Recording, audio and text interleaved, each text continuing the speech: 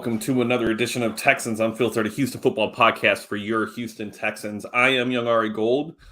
I am going to discuss today the Texans 2023 draft class.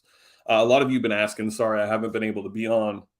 Work's been crazy. Life's been crazy. Just lots of things going on. But had 35 minutes, so I figured I'd hop on, give you guys what you guys are asking for, and then also give you a teaser into what I'm working on. So really excited to jump in here. Look, I think anybody that watched the draft last Thursday through Saturday can't say that the draft wasn't exciting. I think it was an extremely exciting couple days. I think that the Texans doubled down on the excitement and positivity in that Demeco brought and everything else that's kind of happened over the last 2 months. The Texans definitely doubled down, and they pleased both sides of the fan base. They pleased the defensive side, and then they pleased the quarterback side. It's really hard for anybody to be upset with what the Texans did. There are questions, and I think there should be some questions about the process and some of the things that were done to get this accomplished. But ultimately, I think the Texans did exactly what they needed to do, but at what cost? And was that cost enough or too much? And I think, there could be an argument made for either side. So let's hop in with the number 2 overall pick. The Texans finally grab a potential franchise quarterback at 2 in Ohio State quarterback CJ Stroud. CJ Stroud has been in everything, all the news over the last, I'd say a month leading up to the draft. Lots of talk about his S2 score and the Manning camp and just other things. A lot of it was character driven. And then a lot of it was, how he processes things and how he may not be the smartest quarterback in this class, and he may not be just a smart quarterback. Basically, the narrative was that he is not a smart quarterback. And I started to buy into that a little bit, going into the draft. And then, after the weekend, I started to really think a little bit more about what CJ Stroud said the day before the draft, when he was in Carolina at the football field with Bryce and Anthony and Will. And he said, "I'm not a test taker. I'm a football player, and I'm good at playing football. And nobody can doubt what I'm capable of on the field." And I think ultimately, when I come back to what this is all about, and if I do some self-reflecting myself, I know what I'm elite at and what I'm good at. I also know what I'm not good at. But a lot of what I'm not good at doesn't interfere with the things I am very good at or elite at. So, for one, I'm not a test taker. Put me in a room and let me talk. Put me in a place where I can communicate or present verbally, and I'm going to slaughter. I'm going to be extremely good at that. That's my bread and butter. That's my strength. Put me in a room to test, and you won't have an actual representation of what I am. I think CJ Stroud is very similar. He doesn't need to be great at the S2 test. And I know, we haven't seen an S2 score under, I think it was like 60% that a quarterback's taken that's been successful in the league. But we also have a very small sample size. We have 7 years of the S2 test. And as all of you know, I am a believer in the S2 test. I do think that it can tell you a lot about how a person thinks and how they process. But every test has its flaws. And every test isn't for each individual. So I say this to say he may not be elite at test taking, but he was elite as a quarterback in college. Now, you can have questions about, he had the greatest wide receiving core in the history of college football. That could be a knock because he's not entering offense like that in the NFL. Best offensive line in college football. He's not going to have that here. I think there are some conversations to be had about what CJ Stroud could be. But if we go based off of what we've seen in college only and don't take into account any of the smoke or any of the narratives that were created during the draft process, I think that Texans should be in wait and see mode. Every single fan should be in wait and see mode. There's no reason to think that the Texans made a mistake. There's no reason to think that the Texans reached. I think you can make an argument. Maybe Cal or Hannah stepped in. Based on the way things unfolded, it makes the most sense. I think logically you can make that argument. Doesn't make you right. Taking a quarterback 2, trading up at 3 to grab Will Anderson, it seems very logical that one of or both said, I want a quarterback, go get me a quarterback. After that, I don't care what you do. And maybe that happened. At the end of the day, like James Palmer said when we talked to him 2 weeks ago, at the end of the day, they are the owner. And they get to make the decisions. And if they wanted a quarterback, they have the ability to go get a quarterback. GMs now have gone against their owners. But I think ultimately, I don't believe it was, hey, take CJ Stroud only. I think it was take a quarterback.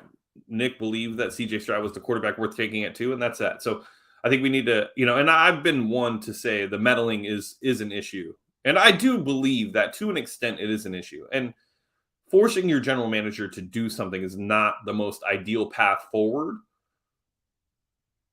But at the end of the day, they do have a business to run, and I'm not going to get behind them making football decisions. I'll get behind them being part of the process to get the football decisions. And maybe this is what happened. Maybe Cal said, I want a quarterback. Demeco and Nick said, I want Will Anderson. And Nick compromised and said, look, I think we have the ability to get both. If we are able to do so, do you both agree that that's the right path to go down? And they did. And that's a real possibility as well. So there's lots of different possibilities when it comes to what was taken, with CJ Stroud taking it too. I think everybody should be in wait and see mode for how CJ performs. It's going to take time. Rookie quarterbacks, sometimes they come in and light the league on fire. Sometimes they come in and, they struggle, or they have a good couple games. There's lots of different paths that this can go down. Keep in mind, they're implementing a new offense. It's a whole new coaching staff. And CJ's going to have to get used to NFL speed, NFL defenses. There's lots of things that are going into this.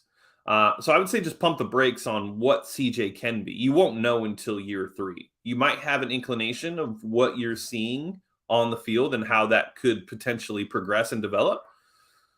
But ultimately, we won't know until 2025. And that's okay. That's okay. This team is still in rebuild mode. They accelerated the rebuild with what they did on day 1 of the draft. But that's okay too. At the end of the day, we're fans. That's all there is to it. All we want is our team to get it right. I don't care if they do it my way, your way, everybody else's way. All I care about is them getting it right, righting the ship in general, and being a consistently good football team. Ultimately, I think it's what we all want. And, there was compromise in the building, potentially. I would assume that there was more compromise than Cal coming in and saying, take a quarterback. And if that's the case, this franchise is in a really good place. It looks like Nick and Demeco are they're hugging, they're embracing. Nick's showing emotion, which we haven't seen. There's lots of different things happening right now for the fans to feel optimistic about the path forward. Ultimately, we just need to see it all come together on Sundays, Thursdays, and Mondays. And that's it. That's all that matters. So Texans grab their franchise guy. Everybody's hoping that he is the guy. When it comes to comps, we make them. Doesn't make them accurate. If he ends up being Jared Goff, taking Jared Goff at 2, I don't know. Maybe if everything else is right, Maybe if everything else is working, maybe if the defense becomes elite, you might be okay with it. With where this team's at now, if he becomes Jared Goff, probably not the most ideal scenario. Dak Prescott, Dak's good. Would you take Dak at 2? I think it'd be hard not to take Dak Prescott at 2. So those are the comps that we're seeing around. Like I said, I'm in wait and see mode. I'm going to be very reserved in what I believe or think of CJ Stroud. I'll say this. I do believe Nick is a very good talent evaluator when it comes to the quarterback position. He played the position in college, and he drafted Davis Mills in the 3rd round with the first pick in 2021 that the Texans had. No matter how you feel about Davis Mills, he wasn't the franchise guy. I'm pretty sure you don't take a 3rd round quarterback to be your franchise guy. It happens. If you hit, great. But Nick hit on Davis Mills. While everybody else was saying Kyle Trask and, the other guy that went to, the guy that went to Tampa Bay or went to Minnesota. And it's looking like Nick picked the better quarterback. So from what we have on a sample size, I believe Nick is very good he's a very good talent evaluator in general. I believe at the quarterback position, I think he has a specific eye, and I think he's pretty good at it based on what we've seen. Let's see if that continues. We have 2 quarterbacks now that have been drafted by Nick Caserio. One's coming in with a lot of upside and a lot of reason to be optimistic that he's going to be the guy. So we're just going to have to wait and see. So feels pretty good to know that, the Texans as a unit made a selection and were able to grab their guy. Now let's go to pick 3. Will Anderson. I think trading up to get Will Anderson makes sense. I'm all for trading up to get Will Anderson. I don't know at the cost that the Texans had. And for everybody that makes the argument, basically look at it like you traded for CJ Stroud. At the end of the day, you didn't trade for CJ Stroud, though. CJ Stroud was off the board. You weren't competing against teams that were looking to move up for CJ Stroud. So I don't really understand the logic behind that. I get what you're saying. If they would have left CJ on the board, then you would have had to have trade up to get CJ. Therefore, you eliminated the Titans or whoever else for trading up to the 3rd pick. I think that's a fair argument. But at the end of the day, CJ Stroud wasn't on the board. And you still gave up basically 2 firsts if we count the 33rd pick in the 2nd round as a 1st round pick, or pretty close to a 1st round pick. And then next year's 2024 Texans 1st round selection. That's a lot. That's a lot for an edge rusher. I do believe that Will Anderson is the best pass rusher in this class. I do believe that his 2022 tape is not indicative of who he is as a player. I think his 2021 tape is more of, it gives you a better sense of what to expect from him in the NFL. And I think he is a cornerstone blue chip defensive end in this league and a player you want to start to build your defense around. I do believe that.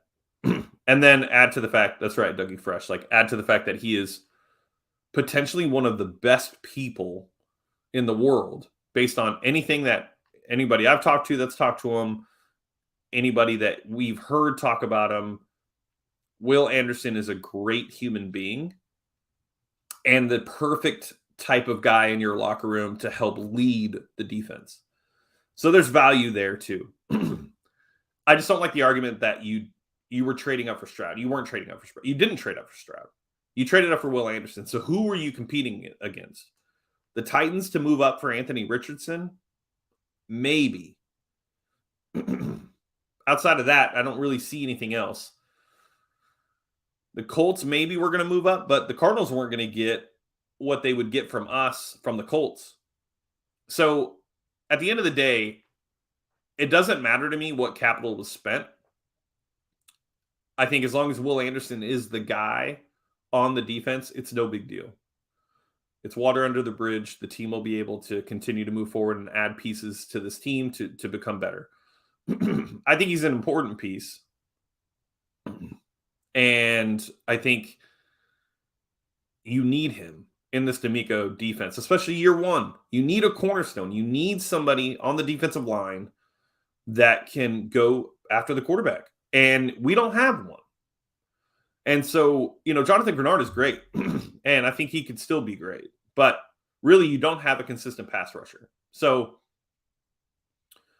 I like Will Anderson. I think it was the right pick. I think both picks were extremely safe. Let me say that. I think CJ Stroud was very safe, and I think Will Anderson was very safe. It doesn't mean that they don't have high upside. It just means that they're safe picks. And that's okay. It's a safe organization. You could add the aggressiveness of trading up to grab Will Anderson as like the non-safe side.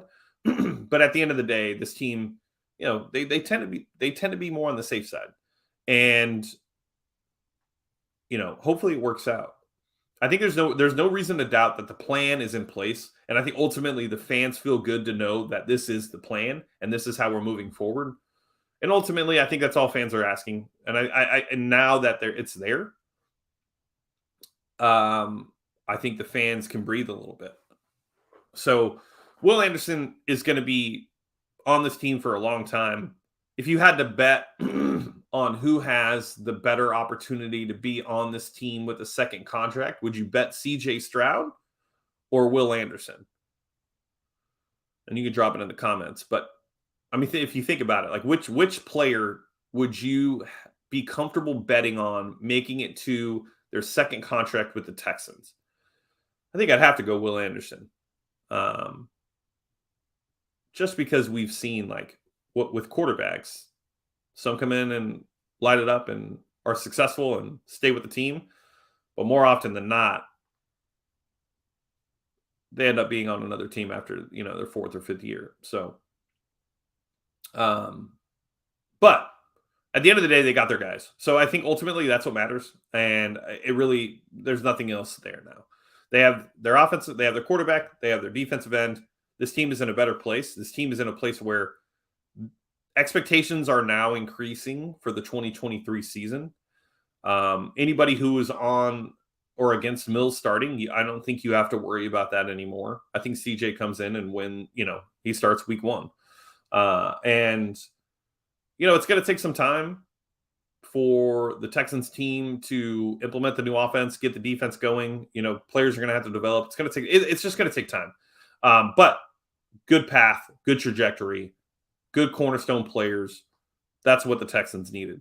Now off to the second round where the Texans didn't have a pick. They traded up to grab Scruggs from Penn State, center, who I think a lot of people were questioning. They didn't know a lot about Scruggs.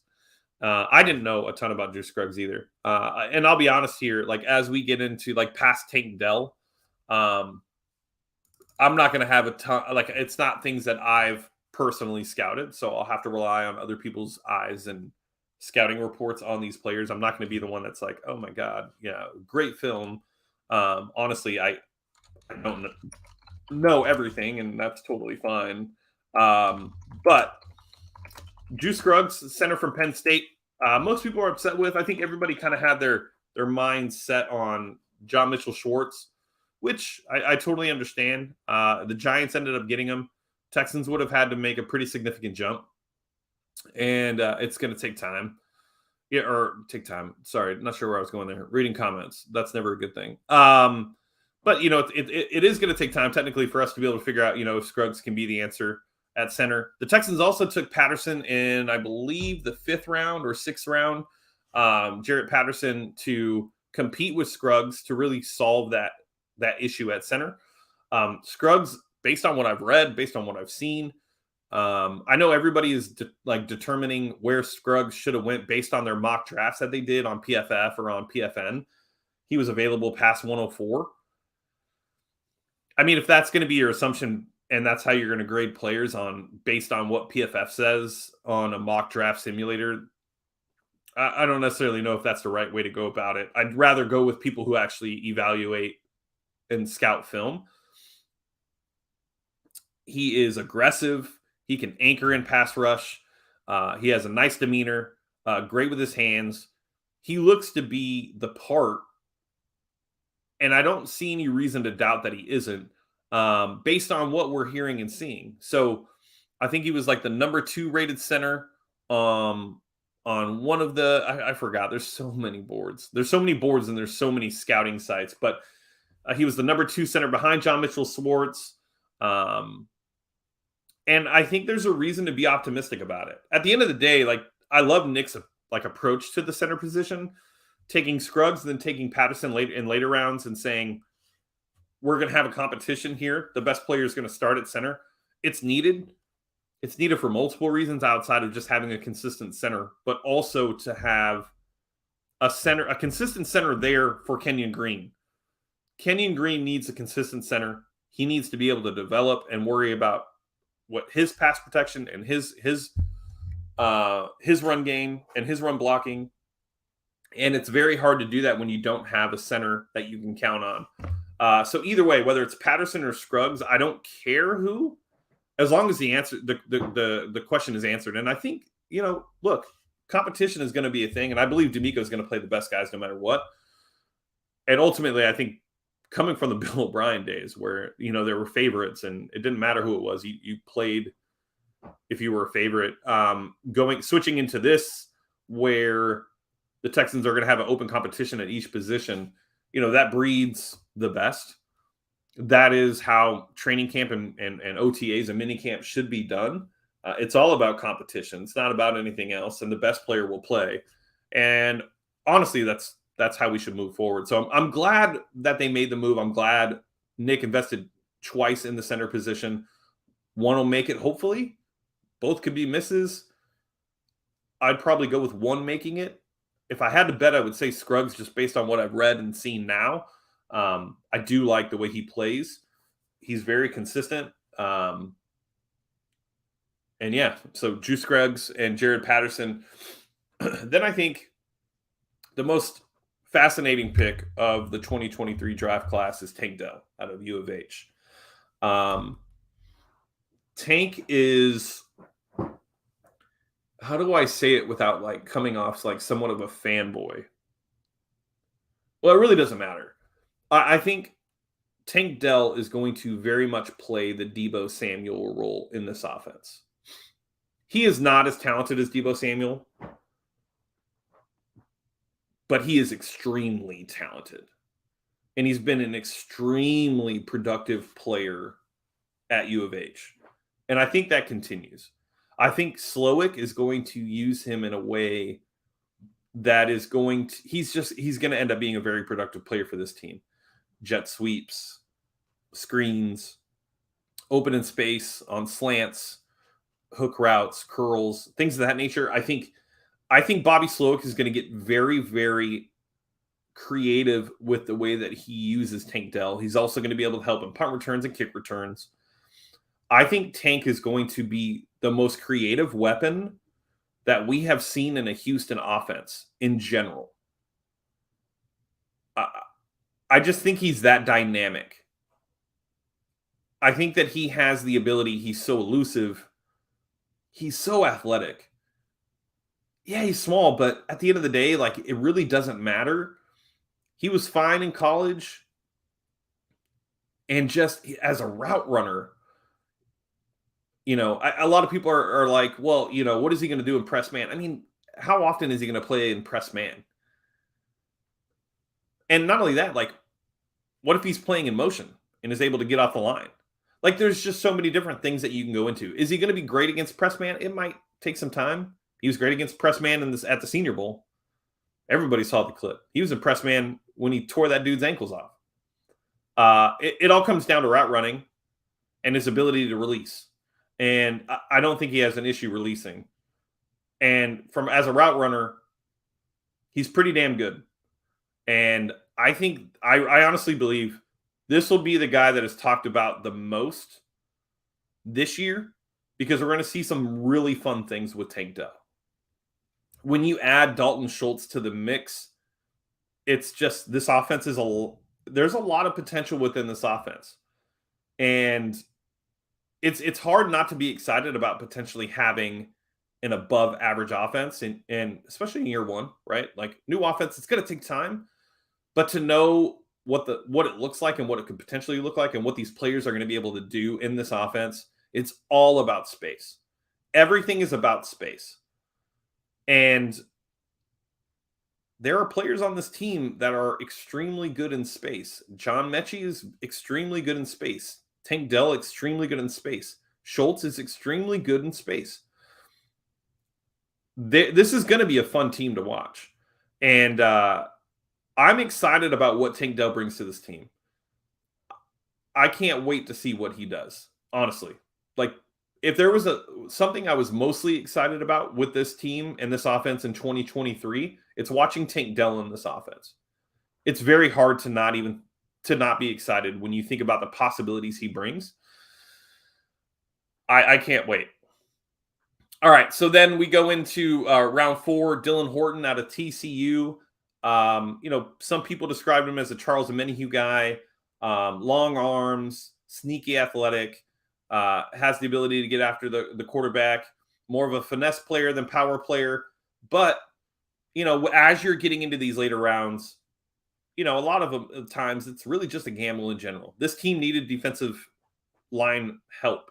I mean, they needed players on the defensive line all across the board. The one thing that they didn't really address was defensive tackle. And I know we have Sheldon Rankins and Malik Collins, but I would have liked to have seen an investment at least in the 4th round, or maybe move up to the 3rd to grab, or maybe they did for Horton. I think they might have. No, they moved up to, they were in the 4th. I would have liked to have seen an investment in the defensive tackle, an anchor on this defense opposite of Will Anderson. I mean, obviously Will Anderson isn't the anchor, but he's the cornerstone player on the defense. I would have loved to have seen them pair the Baylor defensive tackle or another defensive tackle with Will Anderson. I think it's important, but a lot of upside on Dylan Horton. He was a very productive player at TCU. I think he could potentially be a role player or maybe become a consistent guy. Maybe like a 4 to 5 sack guy. At the end of the day, you're going to need 2 or 3 of those guys anyways. So it'll be interesting to see what he does. Then we go to linebacker, Henry Tuatoto. Never going to be able to say that last name. I'm just going to call him Henry from now on. When it comes to scouting linebackers, it's really hard for me. Not because I can't do it, but I just don't watch a ton of linebacker play. I love secondary play, cornerback play on defense. And, I watched some. Jack Campbell, I thought, was the best linebacker in this class. Henley was probably second. But a lot of people were very excited about Henry and what he was able to bring and what he did at Alabama, according to Texans Thoughts, who I trust his eye when it comes to this stuff. 2021 tape destroys the 2022 tape of Henry at Alabama in college. He said him and Christian Harris were a great tandem in 2021. It'd be interesting to see how they're able to pair that here. And it was also a position of need. They needed to get younger. They only had Christian Harris, who was a young linebacker. They needed to add another one. Why not add his teammate from Alabama? Makes the most sense. Demeco, an Alabama guy. He probably watched a ton of film on him even prior to coming to the Texans as the head coach. Lots of ties there with Nick Saban. I think this pick makes a ton of sense. Then we go to Xavier Hutchins, who I think most fans are excited about. Big, strong, wide receiver out of Iowa, good runner, good route runner, contested catch guy, can be everything that you're looking for. It sounds like he is everything that people were hoping Nico Collins would be. I still think Nico Collins is that guy. I do. I think Nico Collins is still going to be the contested catch guy. He's got to stay healthy. But those first 5 games of the 2022 season, Nico looked like a different wide receiver. His stats don't line up to he looks like a new wide receiver. He looks like he's developing and progressing. But if you watch the film, he just looks like he looked different in 2022. And then he got hurt. And I think Nico is going to take the next step. Consistency at quarterback is going to be helpful. I think having competition like Xavier Hutchins is going to push Nico. I like Xavier Hutchins. Whether it's Nico or Xavier, it doesn't matter to me as long as we hit on one of them. But Xavier is an extremely exciting player to root for. He's what this team needed. We needed a contested catch guy, long arms. We needed a guy like that. I just, it's a 6th round pick. It's like, how do you, you don't know what to expect, right? As we get after this, after the draft, you look at it and you say, rounds 1 through 3, good chance being a productive player, right? Rounds 1, immediate impact player. Rounds 2, maybe you grab an impact player. If not, you grab an above average player. Round 3, could find an above average player, maybe just a little bit above average or average. And then after that, it's, you just don't know. It's a crapshoot. But a lot of reasons to be excited about Xavier and what he brings to this football team. And it was also needed. Another wide receiver was needed. They have a lot of wide receivers in this room. Robert Woods, Noah Brown, Nico Collins, John Mechie, Tank Dell, Xavier Hutchins. Am I missing somebody? I believe I'm missing one more. I believe there were 7. They'll probably keep 6. There's going to be an odd man out. Maybe I'm not missing one. Either way, it's going to be interesting to see how this wide receiver room shapes up after training camp. Then we go to Brandon Hill as the final pick in the 7th round. Safety, athletic, extremely fast. Can kind of play everywhere that you would want a safety to play. I don't have a ton of film on him. I can't say what he is or isn't. I can say that we did need another safety to pair with Jalen Petrie. It'd be interesting to see if the 7th round pick can become that guy. Jimmy Ward's here to help mentor and develop. I think Jimmy Ward is going to play a key piece in this defense. I think he's not being talked about enough. Amari Rodgers, thank you, Rip. So 8 wide receivers, plus all the undrafted guys that they added. So Jimmy Ward's going to play a big piece into this defense, and they're going to do a lot of, he is going to play such a significant role in what Jalen Petrie needs to develop in angles and tackling. That was Jalen Petrie's biggest issue last year. He was a rookie. He's going to be fine. I guarantee you he cleans that up. He is a smart football player, and I don't see a reason why he wouldn't take that next step in his development, especially playing next to Jimmy Ward, who is coming here to specifically play safety. So with that being said, I think, this draft class is an interesting draft class. Props to Nick and props to – look, back to CJ Stroud. I think it's also very hard not to like this kid. Honestly. I think it's extremely hard not to like CJ Stroud as a person. David, all of that, right? Athletes first. Everybody can have their reservations. I definitely had mine. But at the end of the day, this kid seems like a good kid. He seems like a kid that is competitive, fiery, but also fun. And I'm not going to lie, it'd be really dope to finally see a quarterback show emotion on the field. It's not something that I am going to put into a scouting report or how I view a player.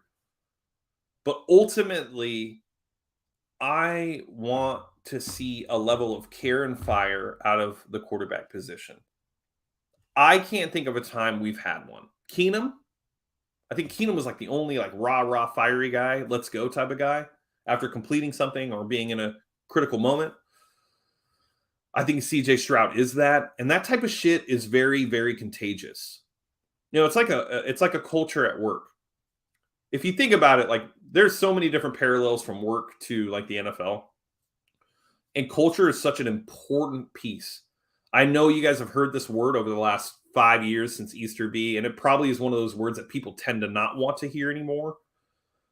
But that culture was not a real culture. That was a fabricated culture.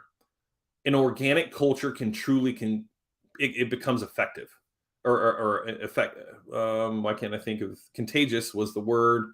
But either way, it becomes contagious and spreads through the locker room. And when your leader on offense can be that fiery guy, that calm guy when needed, and deliver and bring the fire out again, it pumps up the locker room. And I think the one thing that the Texans did extremely well in this draft is go after captains. Hold on. Sneakers. Is it today? Hold on, guys. Let's see. Nope. Next week. Okay. Anyways. So with that aspect of being, you look at the captains, you look at the character, Will Anderson, you look at the character of CJ Stroud, all of the guys drafted. Ultimately, what they're trying to bring is a competitive, fiery culture that is created organically based on the players that are here. And I think there's nothing wrong with that. I think San Francisco is very much the same way. I think it's extremely important to build a culture around those things. And when you do that, as you have this foundation of culture developed, now you start to add other pieces throughout the years to a foundation of culture that they'll be able to buy into. And it'll just be natural. And some won't make it, some will. But you have to have that foundation to build the culture. And the Texans made that extremely important in this draft class. And that's what we need. So as far as grades go, we're not going to know for 3 years.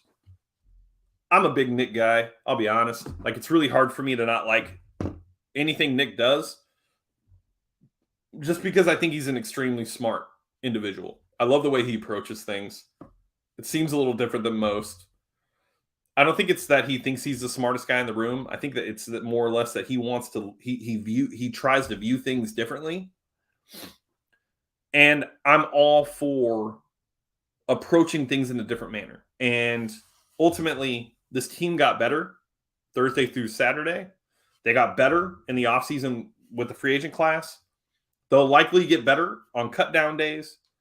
And I think they're going to get a lot better just from the competitive practices and trainings that Demeco Ryans is going to install during the offseason.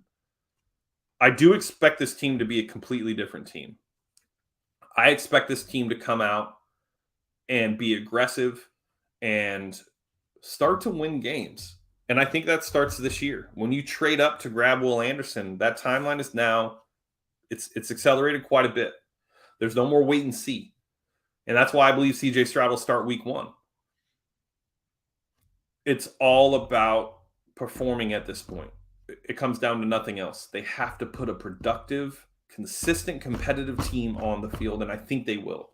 All right, Monday at 4 p.m., 4:30 p.m., I'll be talking with Seth Payne. So that one will be fun. I've always thought Seth was an interesting character. Listened to him on the radio. Never met the guy, but seems like a really good dude. And I think that's going to be extremely fun conversation. And then I'm also working on a series to get to your question, Dougie. What needs to happen series. So it'll be a 3-episode series I'll do on the channel. I can't give too much more information about that specifically, because if I do, somebody will take it and record it faster, and me not having the ability, it's my anniversary weekend, so I know I'm not going to have time this weekend. If I let it out, somebody else will do it sooner than I will. So I can't really release it, but I promise you I've put together a ton of stuff for it. I'm going to continue to work on it. I have 1 episode completely written out. I'm working on episode 2 and 3. I should have those done today, and then I'll record some next week, and then I'll start to release those. So what needs to happen series coming soon, and then I'll also be working on some other things. John will be back as well. So make sure you guys hit that like and subscribe button. Make sure you guys tell a friend to tell a friend to tell a friend that Texans Unfiltered, the best Houston Texans podcast YouTube channel, is back and going to be here consistently. So, yeah, that's just the way it goes. So make sure you guys hit the subscribe button, turn on notifications, but honestly, tell a friend to tell a friend. We're going to keep you busy through the off season. We're going to be here to support you guys, and we're going to be here to give you guys the best content we can. And yeah, with that being said, I hope you guys have a fantastic week. Enjoy the beautiful weekend, and we will talk next week.